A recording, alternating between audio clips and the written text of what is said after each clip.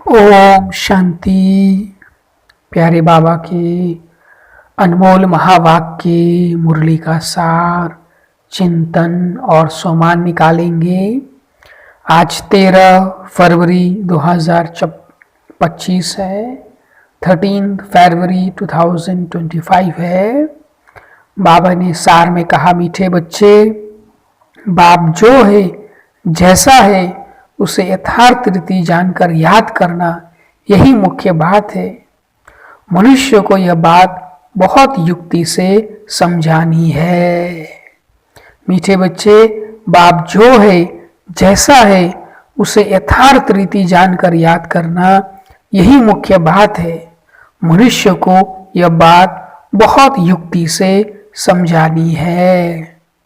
तो हमें भी बाबा को जो है जैसा है ऐसे बाबा को याद करना है, और ये युक्ति से हमें बाबा कह रहे दूसरों को भी समझाना है, भगवान का परिचय देना है। तो जरूर इस मुरली के साथ से हम अपने अभ्यास के लिए कोई ना कोई सोमन बनाए, जैसे मैं युक्ति युक्त आत्मा हूँ, मैं युक्ति युक्त आत्मा हूँ। फिर आज प्यारे बाबा ने हमें मुरली में प्रश्न पूछा है, सारे यूनिवर्स के लिए कौन सी पढ़ाई है जो यहाँ ही तुम पढ़ते हो? सारे यूनिवर्स के लिए कौन सी पढ़ाई है जो यहाँ ही तुम पढ़ते हो? तो जरूर आपको भी उत्तर आया होगा कि हम कौन सी पढ़ाई पढ़ते हैं। तो उत्तर में बाबा ने कहा, सारे यूनिवर्स के लिए यह पढ़ाई है कि तुम सब आत्मा हो। आत्मा समझकर बाप को याद करो तो पावन बन जाएंगे। सारे यूनिवर्स का जो बाप है वो एक ही बार आते हैं सबको पावन बनाने। वही रचता और रचना की नॉलेज देते हैं। इसलिए वास्तव में ये एक ही यूनिवर्सिटी है। यह बात बच्चों को स्पष्ट कर समझानी है। तो बाबा ने प्रश्न पूछा था, सारे यूनिवर्स के लिए कौन सी पढ़ाई है जो यहाँ ही तुम पढ़ते हो? तो उत्तर में बाबा ने कहा, सारे यूनिवर्स के लिए यही पढ़ाई है कि तुम सब आत्मा हो। आत्मा समझकर बाप को याद करो तो पावन बन जाएंगे। सारे यूनिवर्स का जो बाप है वो एक ही बार आते हैं सबको पावन बनाने। वही रचता और रचना की नॉलेज देते हैं। इसलिए वास्तव में एक ही यूनिवर्सिटी है। यह बात बच्चों को स्पष्ट कर समझानी है। तो बाबा ने फिर से हमें होमवर्क दे दिया। एक तो बाबा का परिचय देना है, और फिर ये भी बताना है कि एक ही यूनिवर्सिटी है, एक ही कॉलेज है, ऐसा ईश्वरीय विश्वविद्यालय है जहाँ ऐसी पढ़ाई पढ़ाई जाती है। ये भी बाबा कहते हैं हमें स्पष्ट करके समझाना है। तो जरूर इस प्रश्न उत्तर से भी हम अपने अभ्यास के लिए कोई ना कोई सोमान की माला निकालें।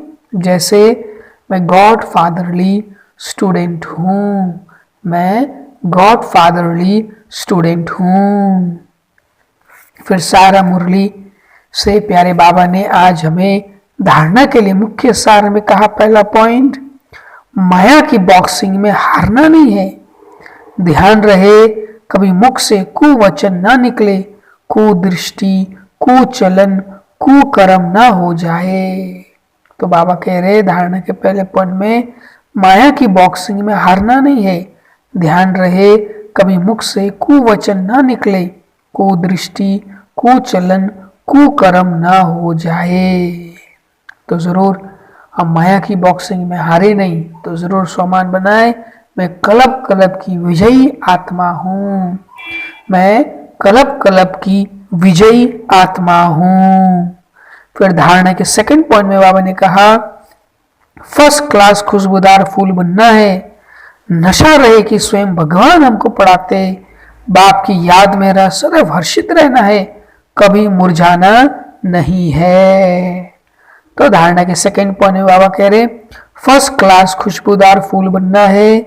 नशा रहे कि स्वयं भगवान हमको पढ़ाते हैं। बाप की याद में रह सदैव हर्षित रहना है, कभी मुरझाना नहीं है। तो जरूर धारणा के सेकंड पॉइंट से भी हम अपने अभ्यास के लिए कोई ना कोई सोमान बनाए। जैसे, मैं फर्स्ट क्लास खुशबूदार फूल हूँ, मैं फर्स्ट क्लास खुशबूदार फूल हूं। फिर आज प्यारे बाबा का हम बच्चों के लिए मधुर वरदान है, चैलेंज और प्रैक्टिकल की समानता द्वारा स्वयं को पापों से सेफ रखने वाले विश्व सेवाधारी भव। चैलेंज और प्रैक्टिकल की समानता द्वारा स्वयं को पापों से सेफ रखने वाले विश्व सेवाधारी भव। पर वरदान के स्पष्टीकरण में बाबा ने कहा, आप बच्चे जो चैलेंज करते हो उस चैलेंज और प्रैक्टिकल जीवन में समानता हो, नहीं तो पुण्य आत्मा के बजाय बोझ वाली आत्मा बन जाएंगे। इस पाप और पुण्य की गति को जानकर स्वयं को सेफ रखो, क्योंकि संकल्प में भी किसी भी विकार की कमजोरी, व्यर्थ बोल, व्यर्थ भावना, घृणा व ईर्ष्या की भावना पाप के खाते को बढ़ाती है। इसलिए पुण्य आत्मा भव के वरदान द्वारा स्वयं को सेफ रख विश्व सेवाधारी बनो। संगठित रूप में एक मत, एक रस स्थिति का अनुभव करो। तो कितना सुंदर बाबा हमें आज वरदान में है ना, कह रहे हैं प्रैक्टिकल चीज के लिए कि आप बच्चे जो चैलेंज करते हो उसे चैलेंज और प्रैक्टिकल जीवन में समानता हो, है ना। हम कहते हैं ना कैसे कम मीठा बोलना है, धीरे बोलना है, क्रोध नहीं करना है ना, ईर्ष्या नहीं करना, व्यर्थ नहीं सोचना, कई बातें हम दूसरों को समझाते हैं। तो बाबा कह रहे वो हमारे जीवन में प्रैक्टिकल होना चाहिए, दोनों का समानता होना चाहिए, जो हम कहते हैं और जो करते हैं। नहीं तो क्या होगा, नहीं तो पुण्य आत्मा के बजाय बोझ वाली आत्मा बन जाएंगे। इस पाप और पुण्य की गति को जानकर स्वयं को सेफ रखो, क्योंकि संकल्प में भी किसी भी विकार की कमजोरी, व्यर्थ बोल, व्यर्थ भावना, घृणा और ईर्ष्या की भावना पाप के खाते को बढ़ाती है। इसलिए पुण्य आत्मा भव के वरदान द्वारा स्वयं को सेफ रख विश्व सेवाधारी बनो। संगठित रूप में एक मत, एक रस स्थिति का अनुभव कराओ। तो जरूर इस वरदान से भी हम अपने अभ्यास के लिए कोई ना कोई सामान बनाए, जैसे मैं विश्व सेवाधारी आत्मा हूं, मैं विश्व सेवाधारी आत्मा हूं। फिर बाबा ने स्लोगन में कहा, पवित्रता की क्षमा चारों ओर जलाओ तो बाप को सहज देख सकेंगे। पवित्रता की क्षमा चारों ओर जलाओ तो बाप को सहज देख सकेंगे। तो जरूर इस स्लोगन से भी कोई ना कोई सम्मान की माला निकाले, जैसे मैं पवित्रता का क्षमा हूं, मैं पवित्रता का क्षमा हूं। फिर आज अव्यक्त बाप दादा का हम बच्चों के लिए अव्यक्त इशारा है, प्रत्यक्षता का झंडा लहराने के पहले सिर्फ 2 शब्द हर कर्म में लाना है। एक, सर्व संबंध, संपर्क में आपस में एकता। अनेक संस्कार होते, अनेकता में एकता और दृढ़ता यही सफलता का साधन है। कभी कभी एकता हिल जाती है ना, यह करे तो मैं करूं नहीं। आपका स्लोगन है, स्व परिवर्तन से विश्व परिवर्तन, विश्व परिवर्तन से स्व परिवर्तन नहीं। तो बाबा फिर से हमें एकता के लिए कह रहे हैं आज अव्यक्त इशारे में कि प्रत्यक्षता का झंडा लहराने के पहले सिर्फ 2 शब्द हर कर्म में लाना।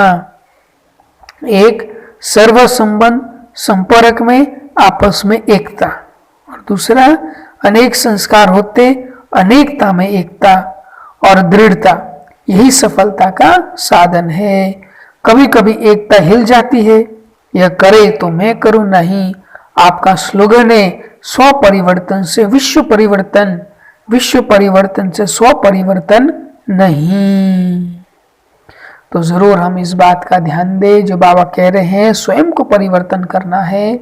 और हमने इस मास का जो अव्यक्त इशारा का सोमान बनाया उसको भी जरूर स्मृति में रखें और यूज करें कि मैं एकांत प्रिय आत्मा हूं, मैं एकांत प्रिय आत्मा हूं। फिर व्यक्त से अव्यक्त की ओर के लिए बाबा कह रहे हैं, अगर दुख देने वाले संबंधी या दुख की परिस्थिति अपनी तरफ खींचती है तो समझो कुछ रस्सियां सूक्ष्म में रह गई है। अगर दुख देने वाले संबंधी या दुख की परिस्थिति अपनी तरफ खींचती है तो समझो कुछ रस्सियां सूक्ष्म में रह गई है। और ये सूक्ष्म रस्सियां फिर हमें अव्यक्त होने नहीं देती, बार बार बुद्धि को नीचे खींचती है ना। तो इसलिए हम इन सूक्ष्म रस्सियों को भी योग की अग्नि के द्वारा समाप्त करें। और हमने जो व्यक्त से अव्यक्त की ओर के लिए सोमान बनाया उसको भी हम जरूर यूज करें कि मैं अव्यक्त फरिश्ता हूं, मैं अव्यक्त फरिश्ता हूं। फिर आज प्यारे बाबा हमें अमृत वेले के लिए कह रहे हैं, अमृत वेले पावरफुल स्टेज रखने का भिन्न भिन्न अनुभव करते रहो। कभी नॉलेजफुल स्टेज की अनुभूति करो, कभी प्रेम स्वरूप की अनुभूति करो।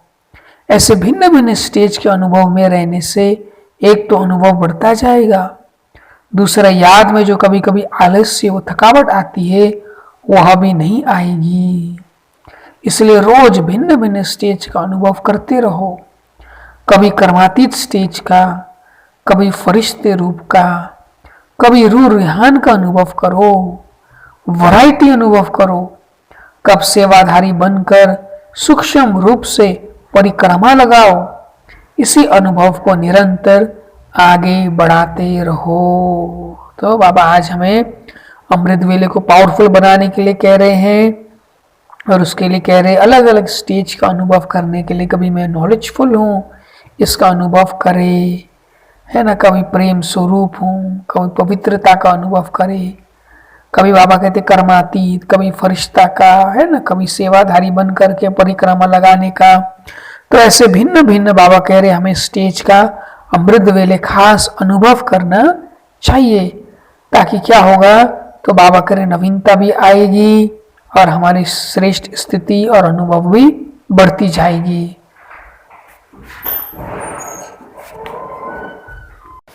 और हमने जो अमृत वेले का जो सम्मान बनाया उसको फिर से याद दिला रहे कि हमें याद रखना है कि मैं तपस्वी मूर्त आत्मा हूँ, मैं तपस्वी मूर्त आत्मा हूँ।